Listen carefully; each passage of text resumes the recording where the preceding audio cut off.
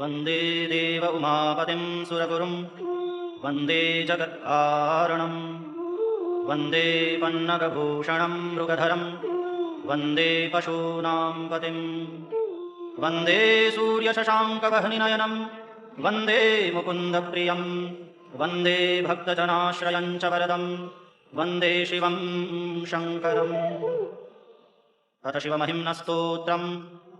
पुष्पदन्त उवाच महिम्नः पारन्ते परमविदुषो यद्यसदृशि सुधीर्ब्रह्मादीनामपि तदवसन्नास्त्वयिकेय तथा वाच सर्व स्वमतिपरिणामावधिगृणन् ममाप्येष स्तोत्रे हरनिरपवादत्परिकर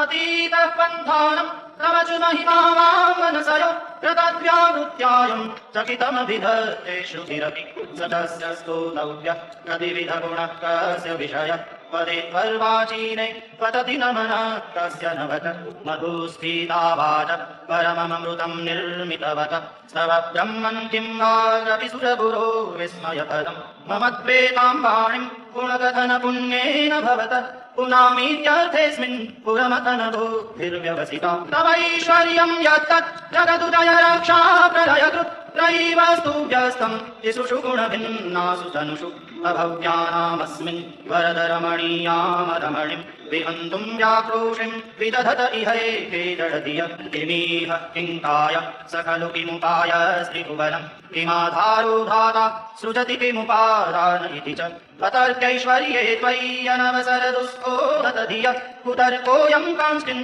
मुखरयति मोहाय जगत् अदन्मानो लोका किमवयवन्तो विदधता मधिष्ठातारं किं भवविधिरनाकृत्य भवति धनीषो वा कुर्या भुवनजननेकपरिकर यतो मन्दास्वां प्रत्यमरवरसंशेयत इमे जयी साङ्ख्यं योग पशुपतिमतं वैष्णवमिति प्रभिन्ने प्रस्थाने परमिदमतपत्यमिति च रुचीनां वैचित्र्याद्रजुकुटिलनानापतजुषां नृणामेको गम्यस्त्वमसि पयसा मरणगैः महोक्षखट्वाङ्गं परशुरचिनं भस्मफणिनं कपालं चेतीय तव वरदतन्तोपकरणं सुरास्तां तां वृद्धिं दधति च भवद्रूपणीतां न हि स्वात्मारामं विषयमृगतूष्णा भ्रमयति त्वं कश्चित् सर्वं सकलमपरस्पध्रुवमिदं परो द्रव्याद्रव्ये जगति ददति व्यस्तविषये समस्तेऽप्येतस्मिन् पुरमतनतैर्विस्मित इव स्तुवन् जीवेमि त्वां न खलु ननु दुष्टामुखरता तवैश्वर्यं यत्नाद्यत्परिविरञ्चेर्हरिरथ परिच्छेतुं यातावनलमनलस्कन्धवपुष ततो भक्तिश्रद्धा हरगुरुगुणभ्यां गिरिशयत् स्वयं तस्मेताभ्यां तव किमनुरोक्तिर्न फलति तयत्नादापाद्य त्रिभुवनमवैरहु व्यतिकरं दशास्रो यद्बाहू नभृतरणकण्डो परवशान् शिरः पद्मश्रेणी रचितचरणाम्भोरुहफले स्थिरायास्त्वद्भक्ति श्रीपुरहरवे स्फुर्जितमिदम् अमूष्यत्वत्सेव समधिगतसारं भुजबलं बलात्कैलासेऽपि त्वदधिवसतौ विक्रमयत फलभ्यापातालेऽप्यरसचलिताङ्गूष्ठशिरसि प्रतिष्ठातय्यासे ध्रुवमुपचितो मुह्यति खर यतद्धिं सूत्राम्नं वरद परमोच्चैरपि सति मदश्चक्रेवाण परिधनविधेयस्ति भुवन न तच्चित्रं तस्मिन् परिवसितरी त्वच्चरणयोर्न कस्याप्युन्नत्यै भवति शिरसस्त्वय्यवनति अकाण्ड ब्रह्माण्ड क्षयजगित देवासुरकृपा विधेयस्यासीद्यस्ति नयन विषं संवृतवत सकल्माषः कण्ठे तव न गुरुतेन श्रियमहो विकारोऽपि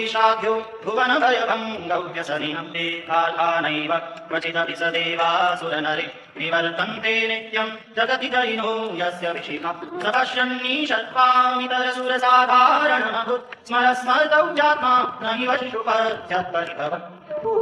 महीपादाघातात् व्रजति सहसा संशयपदं पदं विष्णुर्गाम्य भुजपरिखरोग्रहगणं भूतौ स्तम्यात्यनिभृतजडाताडितटा जगद्रक्षायै त्वं घटसि ननु वामैव विभुता प्रियव्यापीतारा गणगुणितभेदोत्तमरुचि प्रबाहो वाराम्य त्रिशतलभुतेष्टशिरसि ते जगद्वीपाकारं जलधिवलयं तेन कृतमीत्यनेनैवोन्नेयं कृतमहिमदेव्यं तदव रथाक्षोणीयन्ता शतधृतिरगेन्द्रो धनुरथो रथाङ्गे चन्द्रार्कौ रथचरणपाणिरतिथि विकक्षोऽस्ते भूयं त्रिपुरतुणमाडम्बरविधिर्विधेयैः क्रीडन्त्यो न खलु परतन्त्राप्रबुधिरम्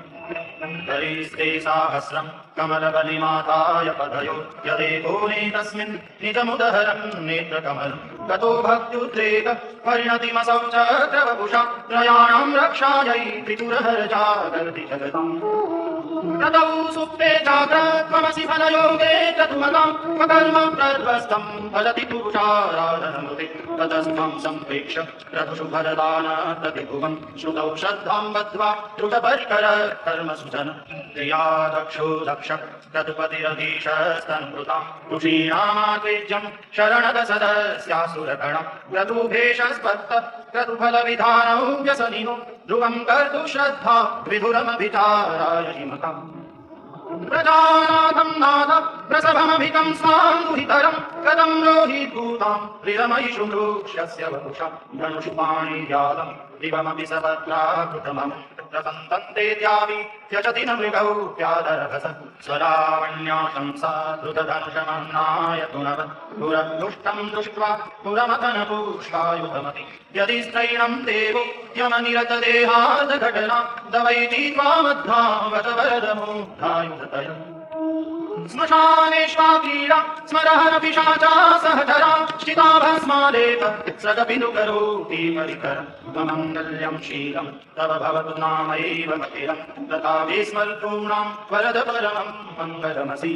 प्रत्यक्षित्तं सविधमवधायात्तमरुतं करुष्यद्रोमाण प्रमदसलिला संवितपिश यदा लोक्याह्लादं हृदयैव निमज्जामृतमये दधन्त्यन्तस्तत्त्वं किमपि यमिनस्तद्विलभवम् त्वमार्कस्त्वं सोमास्त्वमसि पवनस्त्वं उदवः त्वमापस्त्वं व्योम त्वमुधरणिरात्मात्ममिति परिच्छिन्नामेवं त्वयि परिणतादे पृथ्वीरं न वेद्मस्तत्तत्त्वं वयमिह तु यत्त्वं न भवसि त्रयं तिस्रो वृत्तैस्त्रिभुवनमतोत्रेण विसुरा नकाराद्यैर्वर्णैस्त्रिभिरभिदधत्तेर्न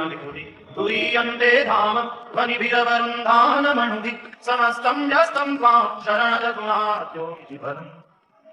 भव शर्वो रुद्रः पशुपतिरथोग्रसः महांस्तथा भीमेशाः द्वितीयदभिधानाशकमिदं त्वमुष्टिप्रत्येकं प्रविचरति देव श्रुतिरपि प्रियायास्मै धाम्ने प्रविहितनमस्योऽस्मि भवते नमो नेदिष्ठाय प्रियदवदविष्ठाय च नमो नमः क्षोरिष्ठाय स्मरहरमहेशाय च नमः नमो वर्षिष्ठाय त्रिनयनयविष्ठाय च नमो नमः सर्वस्मै ते तदिदमिति शर्वाय च नमः बहलरजसे विश्वोत्पत्तौ भवाय नमो नमः प्रबलतमसे तत्संहारे हराय नमो नमः जनसुखकृते सत्त्वौ तृप्तौ मृडाय नमो नमः रमहसि पदे निस्त्रै पुण्ये शिवाय नमो नमः वृषपरिणति चेतः क्लेशवश्यं क्वचेदं वच तव गुणसीमोल्लङ्घिनी शश्वतबुद्धिः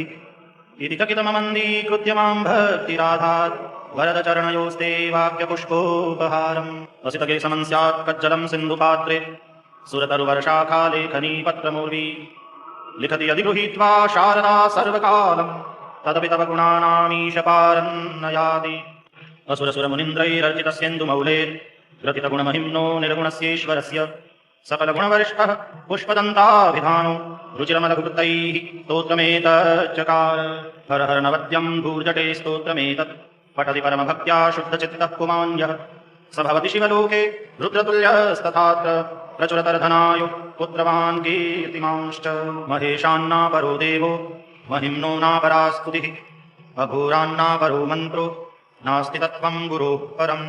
दीक्षादानं तपस्तीर्थं ज्ञानं यागादिकाः क्रियाः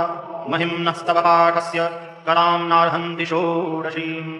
कुसुमदशननामा सर्वगन्धर्वराज शिशुशशिखरमौले देवदेवस्य दासः स खलु निजमहिम्नो भ्रष्ट एवास्य रोषात् स्तवनमिदमकार्षीत् दिव्यदिव्यं महिम्नः सुरवरमुनिपूज्यं स्वर्गमोक्षैकहेतुं पठति यदि मनुष्यः प्राञ्जलिर्नान्यचेता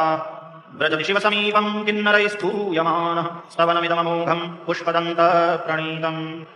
श्रीपुष्पदन्तमुखपङ्कजनिर्गतेन स्तोत्रेण किल्बिषहरेण हरप्रियेण कण्ठस्थितेन पठितेन समाहितेन सुप्रीणितो भवति भूतपतिर्महेशः इत्येषा वाङ्मयी पूजा श्रीमच्छङ्करपादयोः अर्पिता तेन देवे। वेश प्रियता मे सदाशिव।